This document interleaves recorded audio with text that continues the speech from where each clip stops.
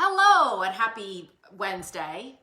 Pretty sure it's Wednesday. God, I never know. Is it just me? I thought this would go away, my ineptitude with regard to what day it is, but at least I'm pretty sure what month it is. I saw something this morning that I would love to chat about in a group where someone had posted the comment.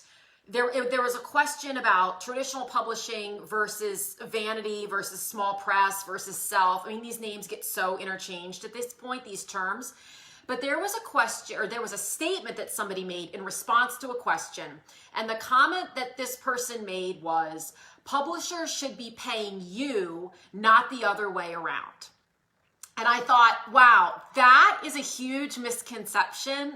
And I really want to encourage people to think about this a little bit differently. So here's how I encourage you, because the publishing world has changed so much. And I talked 2 days ago, I believe, I did a live. It's still on this thing if you'd like to see it. It's somewhere in this feed, not that far ago, about the different methods of publishing and traditional and what's happening with traditional publishing and why most people think they want to be traditionally published, but why in reality, when they learn a little bit more about it, they start to question that or outright say, no, thank you.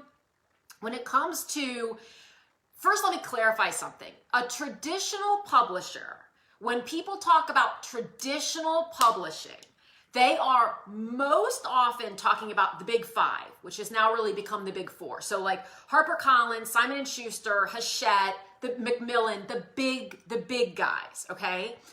There are peripheral offshoots of those, like Chronicle's its own company, but it's a smaller, well-known, it's not one of the big five, but it's very well-known. Workman is one of okay? Beyond that, the publishing houses that are being talked about can be categorized as small press, vanity press, hybrid. There's a bunch of different names that might be used. Whenever you're talking about traditional publishing, you are talking about getting an advance, having an agent. Most traditional publishers do not accept unsolicited manuscripts. There are rare exceptions. It's rare. So you need an agent. Then when you sell your book, you get an advance, and then you're on their timetable and you turn everything over, your rights, etc., all go to that traditional to that house. That is traditional publishing. There is a place for it. But when people say traditional publishers pay you, that is the case when you're talking about those entities and those companies.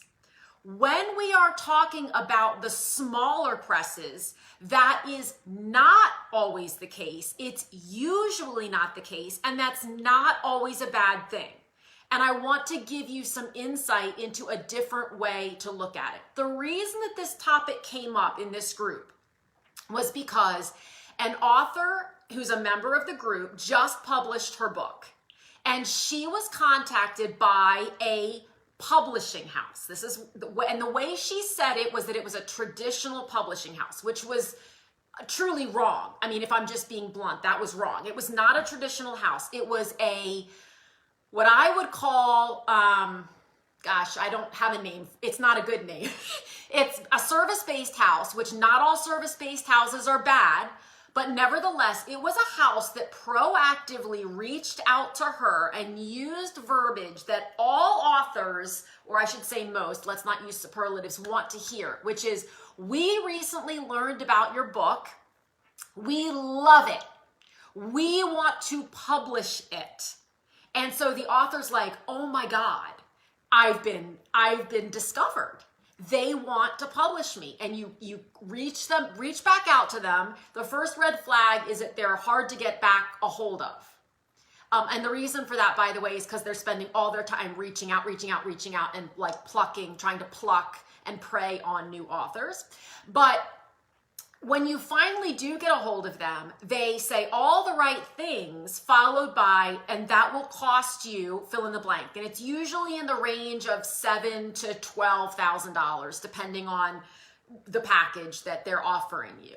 So you've already published your book, but now this group is coming and saying, We really believe in you, so we want to take you on, but we want you to pay us to take you on. That, let me be very clear, is a huge, huge red flag. To get to the positive, there are many small presses that have popped up over the last couple of years that are incredibly ethical. And they do a great job. And I pray and cross my fingers all the time that Fin Phyllis Press is one of those, because that is our intention. And it's very important to note that we do not go out and seek authors. Authors come to us and they're not yet published, and they say, we want you to publish our book, and here's why.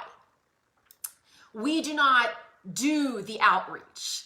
We do not contact people and say, oh, I heard you just published a book and we were really interested in it, and so now will you pay us to That's not how it works.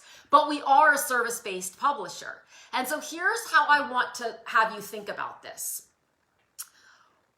Think of it like any other business. When you start a business, you have two options. You can bootstrap it and fund it yourself, essentially betting on yourself, or you can go out and seek investors. And there are a lot of different things that will dictate which path you choose. And I'm not going to get into all of those, but you can just imagine, right? The size of your business, how much money you need, how connected you are, on and on and on. There are many businesses today that are massive that never brought on investors, ever. And I'm not here to say that's right or wrong, but I am here to say that that is the approach when you go with a small press, where you make the investment to have them publish your book in a perfect, well, perfect is the wrong word, but highly ethical and in a partnership with you. And here's the key, and this is my belief, the ties are cut. We cut the cord with our authors when the book is published. And when I say cut the cord, I don't mean we stop talking to you. I still talk to my authors that we published 5-6 years ago with frequency, and I love them. What I mean is financially the cord is cut. We do not maintain a financial interest, not even 10%. And I've been criticized by this by other publishing houses who I've talked to who are like, why don't you do that? Why wouldn't you just maintain 10 to 25% on the back end? And it's never felt right for me to do it. So we don't run our business that way. We cut that cord, and all of the financial benefit, whether it's $0 or $1 million or anywhere in between, goes 100% into the bank account of the author. All the translation rights options that may come down the path, film right options, you name it, right? So that, and there are a lot of companies like Fin Phyllis Press who do it that way, and they do a really good job. So I don't want you to think that if the publishing house isn't paying you, it's not a real publishing house, or there's something wrong, or there's something you need to look out for. What you need to be clear on, because what it costs you, and it's the same line of thinking as what does it cost you to bring an investor into your business, because that's what a traditional publishing house is. They are 100% investing in your product, your book, just like an investor is investing in your product, your company, your service, your solution, whatever. And so when that happens, you obviously lose a little bit of control. And when you bring in an investor, they have different parameters for what they want in exchange for their investment.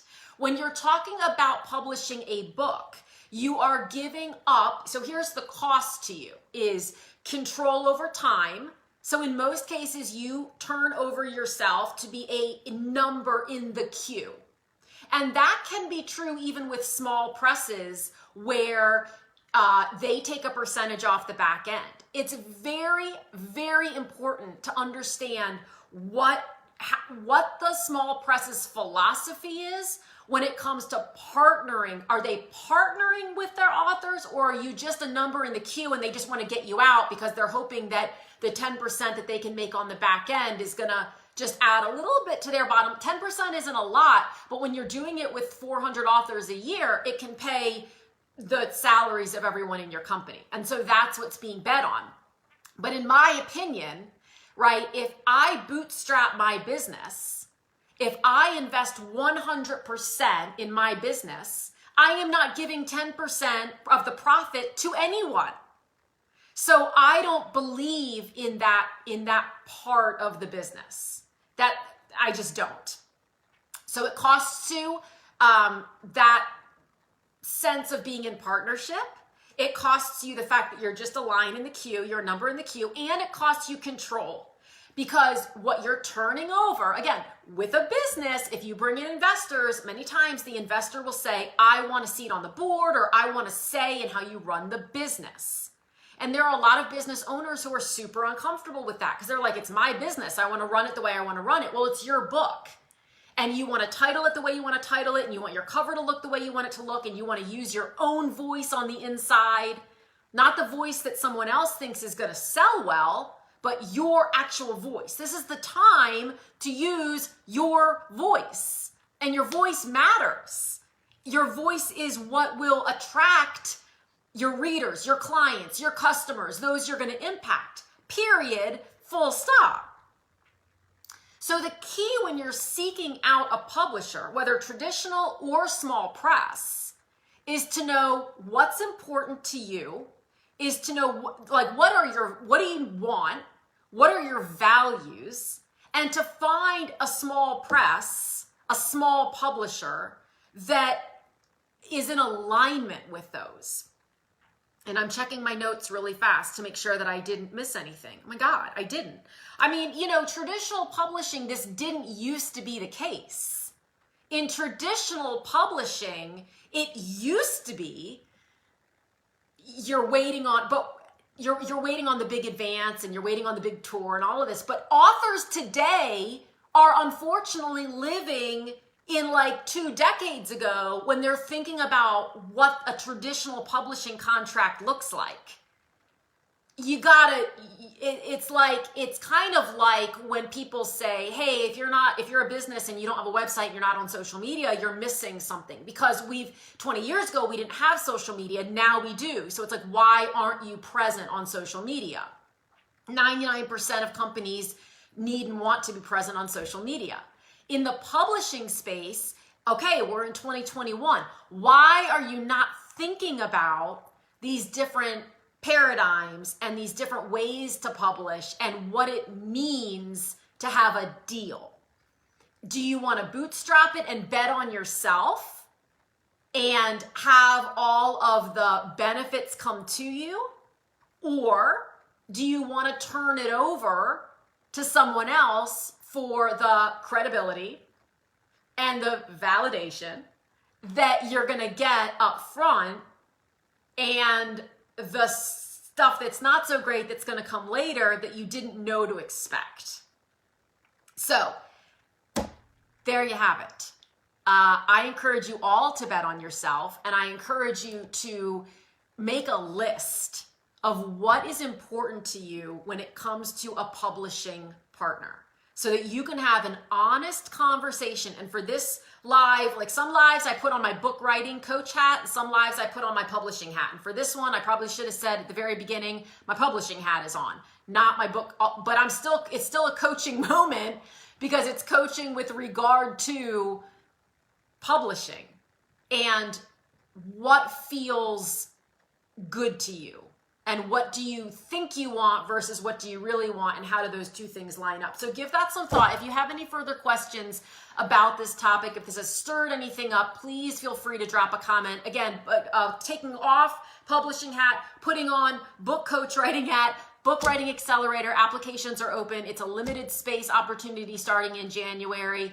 I'm so excited. I will put the link. If you'd like more information, even just drop, hey, more information below. I will personally message you and answer any questions you have. Otherwise, have an amazing rest of your Wednesday, and I will talk to you soon.